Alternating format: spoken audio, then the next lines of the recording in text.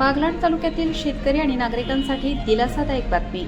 पश्चिम पट्ट्यात सुरू असलेल्या पावसामुळे केळझर अर्थात गोपालसागर धरण पूर्ण क्षमतेने भरले असून सांडव्यावरून आरम नदीपात्रात पाण्याचा विसर्ग सुरू झाला आहे.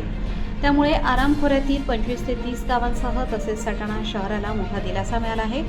विशेष म्हणजे आगामी रब्बी हंगामासाठी पाण्याची उपलब्धता निश्चित झाल्याने शेतकऱ्यांमध्ये आनंदाचे वातावरण पसरले आहे. जुलै महिन्यात धरण पूर्ण क्षमतेने भरल्याने यंदाचा हंगाम शेतीसाठी आशादायी ठरणार असल्याचे शेतकरी सांगत आहेत. माफ कर, पुढील काही दिवस पावसाचा जोर कायम राहिल्यास आराम नदीला पूर येण्याची शक्यता वर्तवली जात आहे. त्यामुळे नदीकाठावरील गावातील नागरिकांनी सतर्क राहावे, नदीपात्रात किंवा पुराच्या पाण्यात जाणे टाळावे आणि प्रशासनाच्या सूचनांचे पालन करावे असे आवाहन करण्यात आले आहे. प्रबंधभूमीसाठी प्रतिनिधी चेतन बागुल, सटाणा.